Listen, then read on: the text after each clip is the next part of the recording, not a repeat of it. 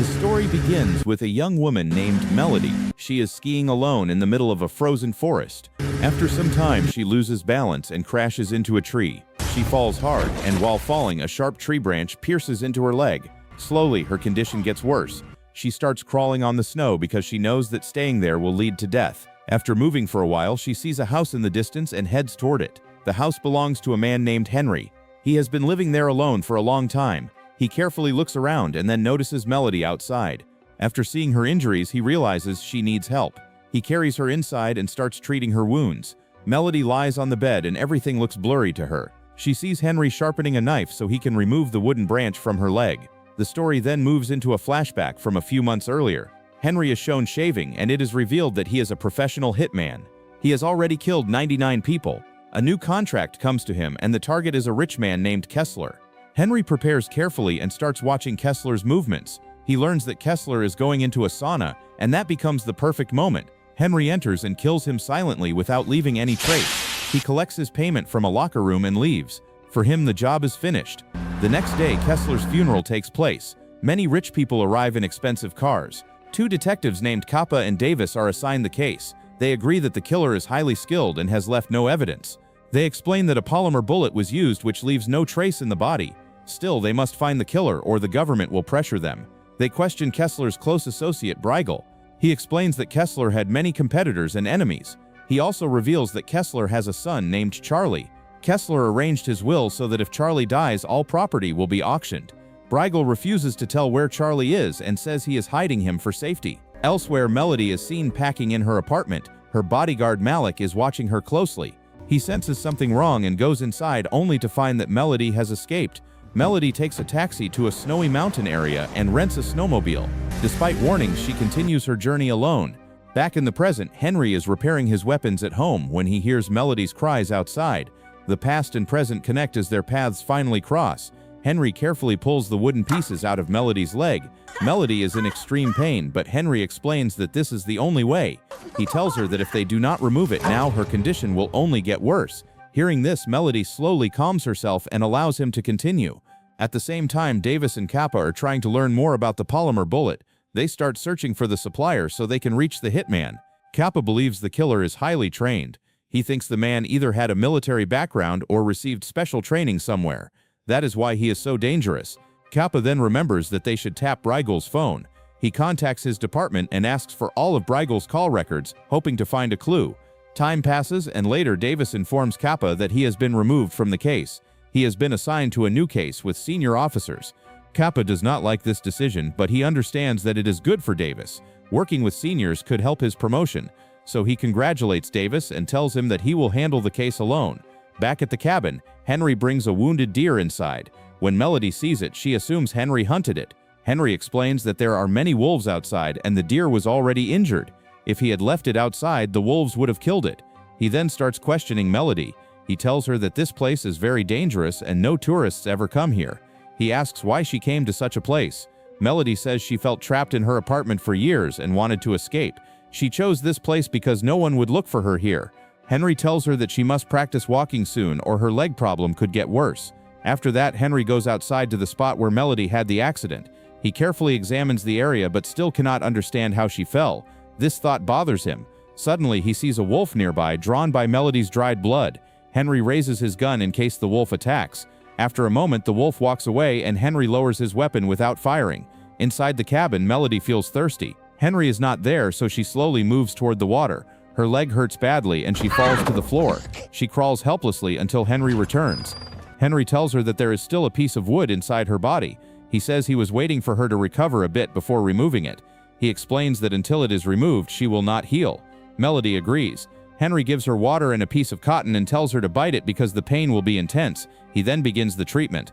Elsewhere, Kappa studies Briegel's call records. One name stands out. Malik M. Kappa knows nothing about him and becomes suspicious. Meanwhile, Malik visits the same rental place where Melody rented the snowmobile. He bribes the man and learns the truth. He finds out the tracker stopped working. Malik rents a snowmobile and follows her trail. As Melody slowly recovers, she asks Henry why he lives alone in the forest far from the city. Henry says that the noise and people started troubling him. He says this quiet place is his real peace. Melody keeps talking to Henry so that their connection can become stronger. She asks small questions and listens to his answers. Slowly, a sense of trust starts to grow between them. At the same time, Kappa goes to meet Kessler's ex-wife. He wants to learn more about Kessler because even a small clue could help him reach the killer. However, during the conversation, he feels that the woman has memory problems. She barely remembers anything and has been separated from Kessler for a long time. She cannot give any useful information. When people come to take her away, Kappa stops her and gives her Kessler's watch. He asks her to pass it to Charlie because the last belonging of Kessler should go to his child. Hearing this, the woman looks shocked. She asks who told Kappa that Kessler had a son. She clearly says that Kessler had a daughter and her name is Charlie. Kappa is stunned because until now he believed Charlie was a boy. This new information changes everything for him. Elsewhere, Malik continues moving forward, but the storm becomes very strong. Because of the weather, he stops at a small cafe and drinks coffee while waiting for the storm to calm down before moving again. Back at the cabin, Melody's hand wound still has not healed. Henry treats it again. Melody watches him closely and asks how he learned all this. She says treating such deep wounds needs serious training. Henry replies that he lived alone his whole life. There was no one to treat him, so he had to learn everything to survive. As time passes, Melody is seen walking outside with a pistol in her hand. She has assembled the gun herself. It is revealed that she is trained in martial arts and is very dangerous. She moves carefully while searching for Henry with the intention to kill him. Soon she sees Henry fishing. Without hesitation, she shoots him in the head.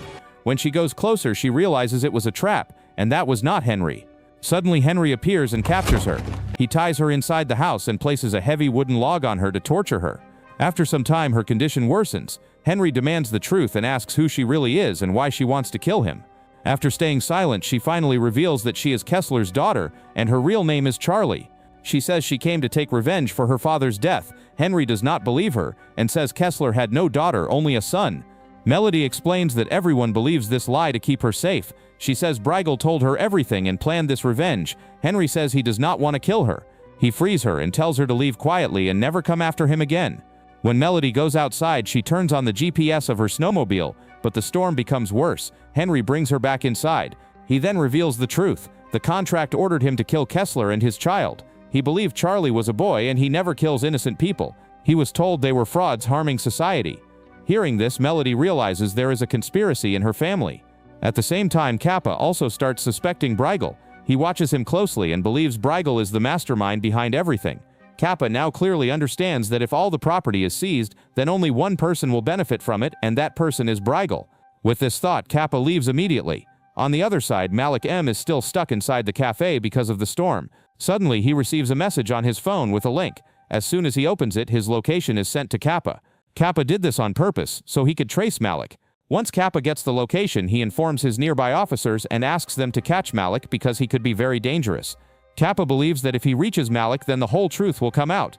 Malik also realizes that people will now come after him. He rushes out into the storm and drives away as fast as possible. He wants to reach Malik quickly. Meanwhile, the storm badly damages Henry's house. Because of the storm, both Melody and Henry stay inside the house with only a small light on. Suddenly, a gunshot is fired and the light goes off. It becomes clear that Malik has arrived.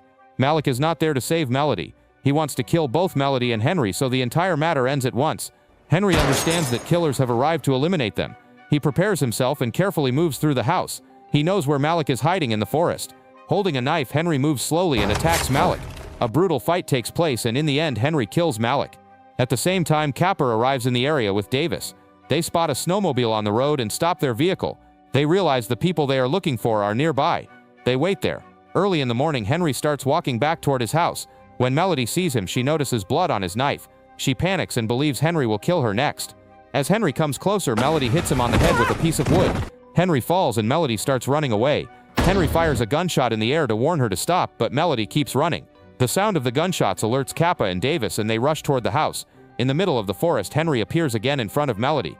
She falls to the ground in fear. Henry fires his gun, and it is revealed that he is shooting a wolf nearby. He was trying to stop Melody because wolves were roaming around.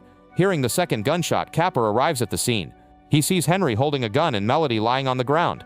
Kappa believes Henry is about to kill her, so he shoots Henry.